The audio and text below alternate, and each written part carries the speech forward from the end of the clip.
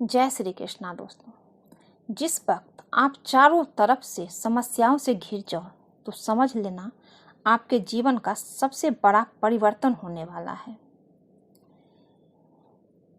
सबसे बड़ा परिवर्तन आने वाला है, इसलिए समस्याएं आई हैं। सच्ची दोस्ती दुख को आधा और सुख को 2 गुना कर देती है।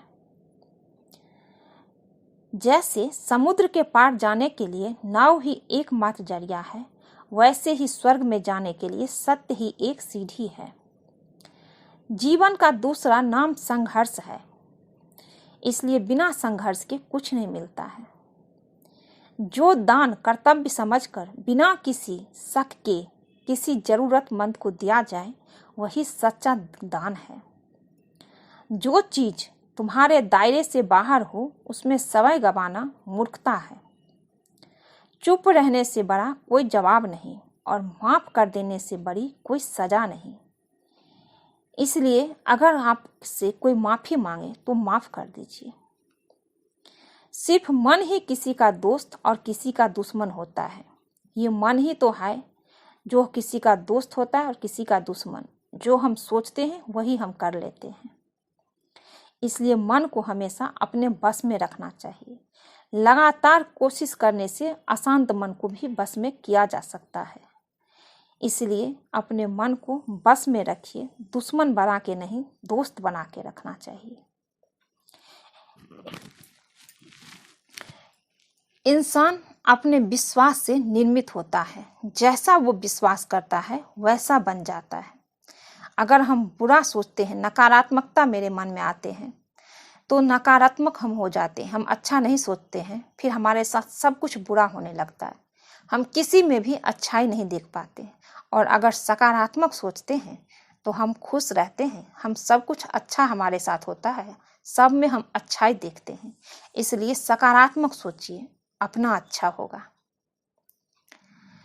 समय से पहले और भाग्य से अधिक किसी को कुछ भी नहीं मिलता है। इसलिए जब समय आएगा तो मिल ही जाएगा, ये सोच के कर्म करना चाहिए। निंदा से घबराकर अपने लक्ष्य को ना छोड़ें, क्योंकि लक्ष्य मिलते ही निंदा करने वालों की राय बदल जाती है।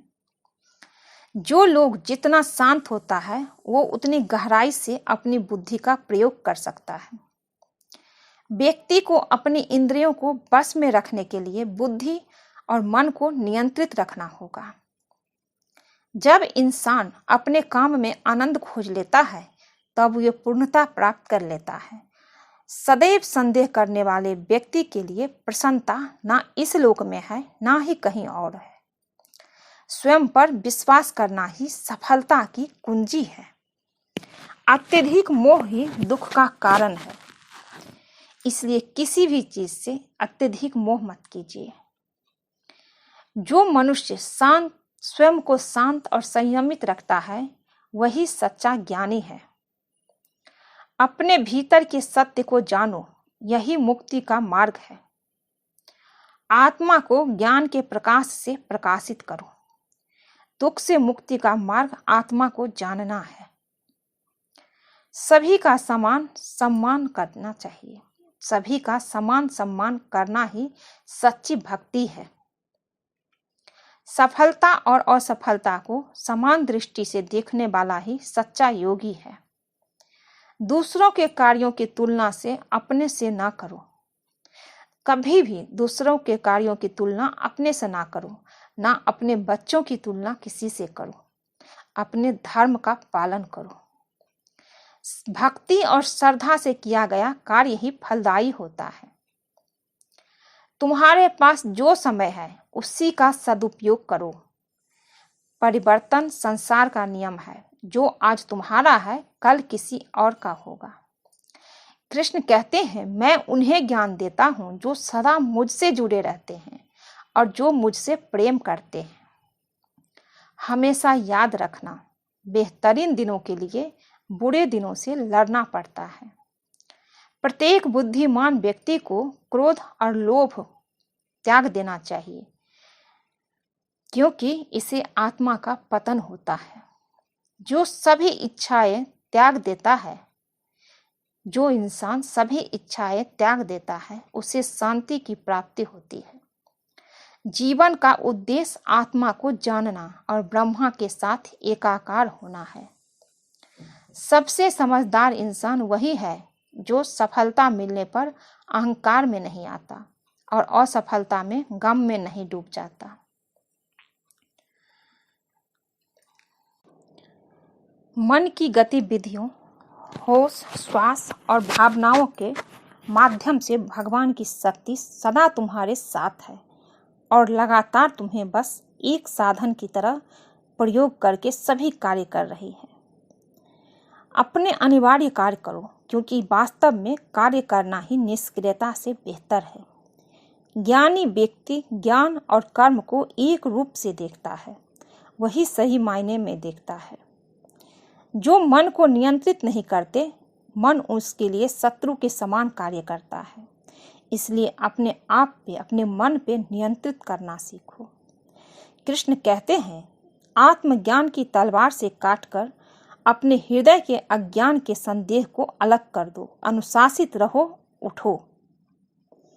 मन अशांत है, उसे नियंत्रित करना कठिन है, लेकिन अभ्यास से इसे बस में किया जा सकता है।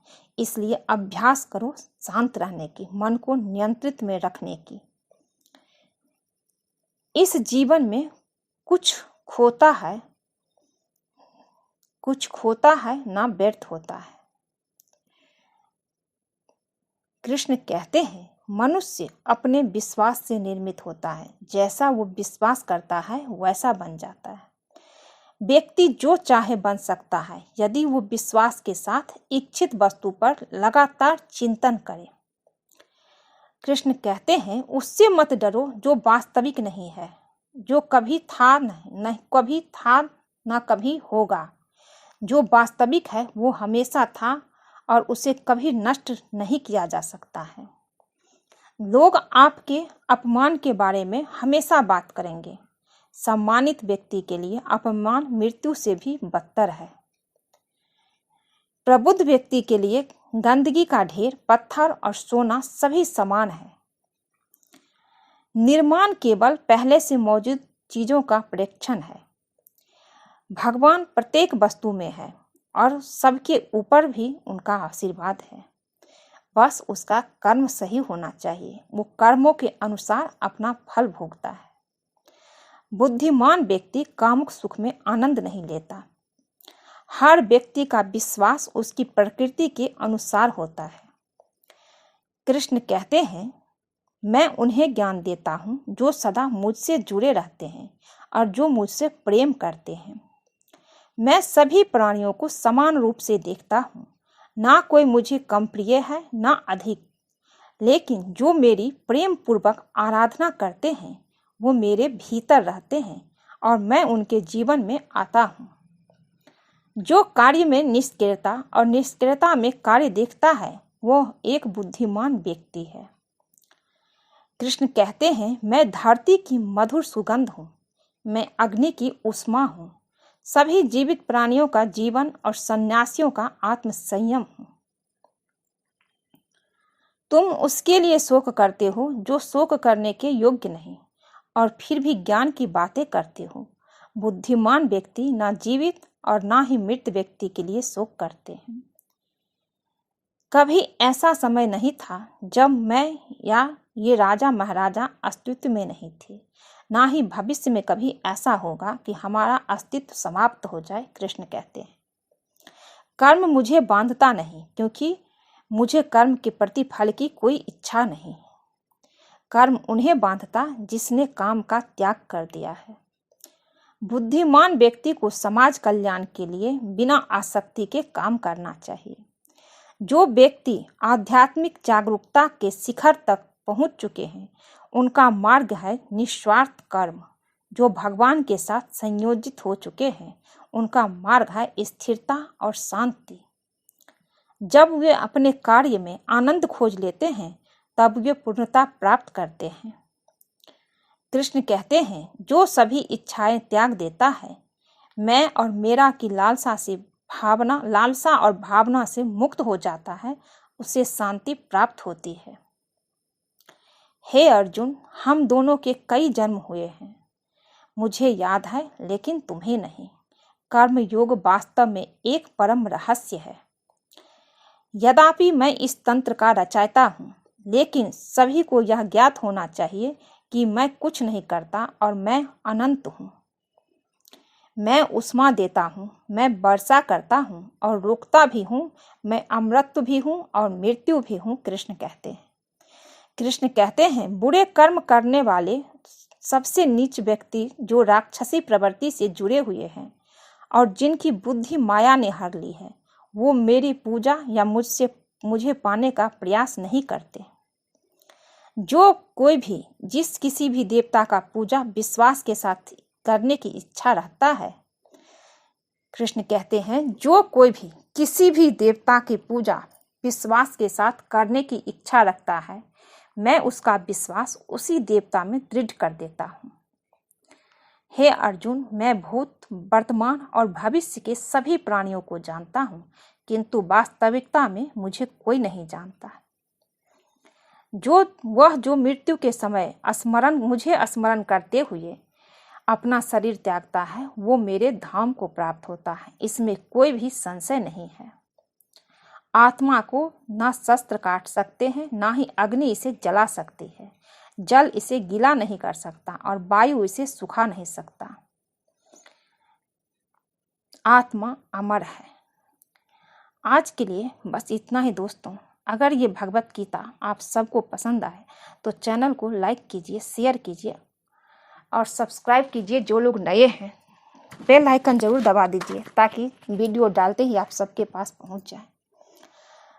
ज़्यादा से ज़्यादा शेयर कीजिए। आप सब खुश रहिए, स्वस्थ रहिए। कृष्ण जी की कृपा आप सब पे बनी रहे।